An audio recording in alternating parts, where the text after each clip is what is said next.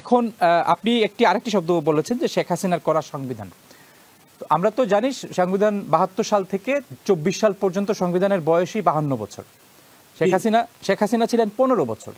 তো এখন ১৫ বছরের আগের যে ৩৭ বছর, সেই ৩৭ বছরের সংবিধানও কি তাহলে অবৈধ তকমার মধ্যে পড়ে? খুব ভালো বলেছেন। আপনি দুভাবে ভাগ করতে হবে আপনাকে। প্রথমে ৭২ সালের সংবিধান কিন্তু বাংলাদেশের জনগণ এটা তারা প্রণয়ন করেননি, ফলে ৭২ সালের সংবিধানটা এমনিতে ছিল অবৈধ। বাংলাদেশ যখন স্বাধীন হয় তখন যারা এই সংবিধান আমাদের উপরে চাপিয়ে দিয়েছে তারা ছিল পাকিস্তানের সংবিধান লিখবার জন্য নির্বাচিত। স্বাধীন বাংলাদেশে তারা সেই সংবিধান প্রণয়নের জন্য নির্বাচিত ছিল না। ফলে একটা স্বাধীন বাংলাদেশে স্বাধীন জনগণের দ্বারা নির্বাচিত গণপরিষদে ৭২ সালের সংবিধান প্রণীত হয়নি। অতএব ৭২ সালের সংবিধান অবৈধ এবং এটাকে বাতিল করার দাবিটা ছাত্র তরুণরা তুলেছে। এবং কিন্তু তার মানে এই নয় যে আপনার ৭১ সালের যুদ্ধ মিথ্যা। কেন? কারণ ৭১ সালে আমরা যেই ঘোষণার ভিত্তিতে যুদ্ধ করেছি এটা ছিল প্রোক্লেমেশন, আমাদের ঘোষণা।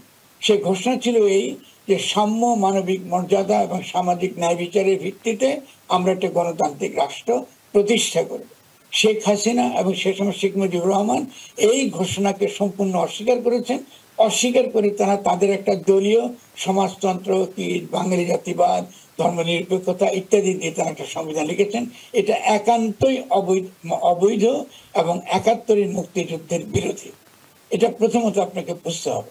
এরপরে শেখ হাসিনা ১৫ সংশোধনী এনে, ইতিমধ্যে সংবিধানে মেলা কাটাছড়া হয়েছে, কিন্তু শেখ হাসিনা সংশোধনী এনে তিনি আরেকটা সংবিধান যেটা তিনি তৈরি করেছেন এটা সম্পূর্ণ নতুন। সেখানে তিনি বলেছেন যে সংবিধান কিচ্ছু বদল করা যাবে না এবং এটা হলো একমাত্র রীতিমতো একটা কোরআন শরীফের মতন শাশ্বত, এবং কেউ যদি সংবিধান বদল করে তাহলে সেটা একটা রাষ্ট্রদ্রোহিতার অপরাধে তিনি বিচারিত হবেন। ফলে অবশ্যই এটা ফ্যাসিস্ট সংবিধান, এটা শেখ হাসিনার লেখার সংবিধান। এবং তো শেখ হাসিনা চলে গেছে, তার সঙ্গে সঙ্গে কার্যত এই সংবিধান বাতিল হয়ে গেছে। কিন্তু এখনকার যারা ক্ষমতা আছেন, ডক্টর ইউনূস, তারা সেই সংবিধানকে তারা বাতিল করেননি, এটাকে তারা টিকিয়ে রেখেছেন। তার মানে তারা এখনো পর্যন্ত শেখ হাসিনার রাষ্ট্র ব্যবস্থা তারা টিকিয়ে রেখেছেন, যার কারণে বাংলাদেশে এই যে বিশৃঙ্খলা, এই যে বিভিন্ন রকম যে একটা আমাদের বিভিন্ন মুখী তৎপরতা, একটা ছাত্র তরুণদের সঙ্গে যে বিশ্বাসঘাতকতা করা হয়েছে, এখন তাদেরকে বিরুদ্ধে আমাদেরকে আমরা আমার খুবই বিপদে ফেলে দেওয়া হয়েছে।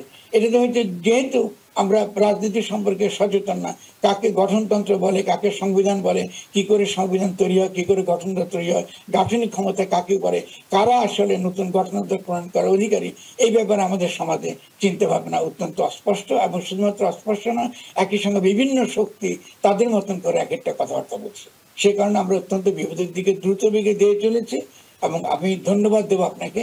এবং এই বিপদের কথাটা আমি আপনাদেরকে বলতে পারছি প্রথম দিন থেকে, ৮ তারিখ থেকে আমি কথাটা বলে আসছি, বাংলাদেশ ভয়ঙ্কর বিপদের দিকে দিয়ে চলেছে। আমরা যদি অবিলম্বে এটাকে কোনো ব্যবস্থা গ্রহণ না করি, আমরা দ্রুত দেখবো যে আমরা ভয়ঙ্কর বিপদের মধ্যে পড়ে গেছি। ৭২ থেকে ২৪ পর্যন্ত বা ২৫ পর্যন্ত এখন আপনি বলছেন যে বাংলাদেশ একটি অবৈধ সংবিধানের উপর ভিত্তি করে বাংলাদেশ রাষ্ট্র পরিচালিত হয়েছে। এই সরকার অবৈধ এবং যে সংবিধানের ভিত্তিতে গণভ্যুত্থান হয় নাই, তারা সভাপতির সংবিধান অবৈধ। আপনি বলেছেন ৭২, আমি সংবিধানের যে গোড়াপত্তন আমি সেখান থেকে আমি আসতে চাচ্ছিলাম আপনার কাছে। আপনি বলেছেন বাংলাদেশ সংবিধান কোনো আপনার যেটাকে বলে পলিটিক্যাল লেজিটিমেসি নাই। তার মানে বাংলাদেশের স্বাধীন বাংলাদেশের জনগণ তারা যে যখন স্বাধীনতা হাতে রক্ত দিয়ে তারা যুদ্ধ করার পরে যে স্বাধীনতা অর্জন করেছে, সেই স্বাধীন বাংলাদেশে তারা নির্বাচিত করেনি নতুন একটা গণপরিষদ।